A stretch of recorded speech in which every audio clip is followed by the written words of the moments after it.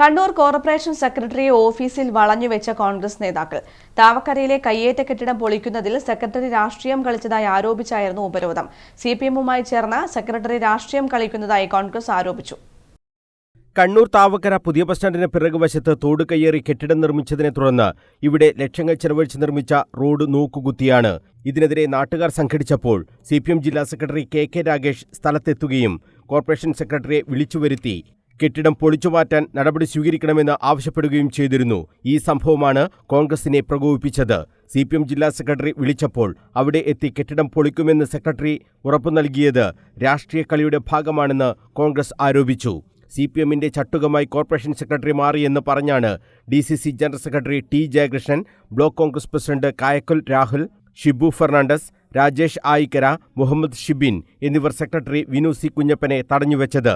രൂക്ഷമായ ഭാഷയിലാണ് നേതാക്കൾ സെക്രട്ടറിയോട് തട്ടിക്കയറിയത്. സിപിഎമ്മിനു വേണ്ടി രാഷ്ട്രീയം കളിക്കുന്നത് വേണ്ടെന്ന മുന്നറിയിപ്പും നേതാക്കൾ നൽകി.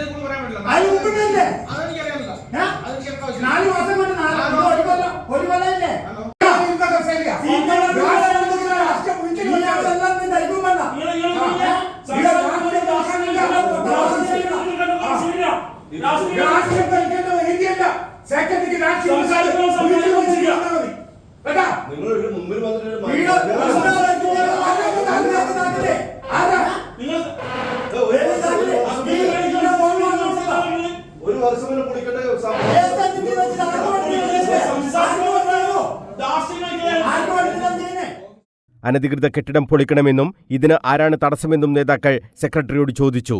നേരത്തെ പൊളിക്കാൻ നോട്ടീസ് നൽകിയപ്പോൾ എന്തുകൊണ്ട് അത് പൊളിച്ചു മാറ്റിയില്ല എന്ന ചോദ്യവും കോൺഗ്രസ് നേതാക്കൾ ഉയർത്തി. കോടതിയിൽ സ്റ്റേ നിലനിൽക്കുന്ന കാര്യം മറച്ചുവെച്ച് സിപിഎമ്മിന്റെ രാഷ്ട്രീയ നീക്കത്തിന് സെക്രട്ടറി കൂട്ടുനിന്നതായി കായക്കൽ രാഹുൽ ആരോപിച്ചു. News bureau, Kannur.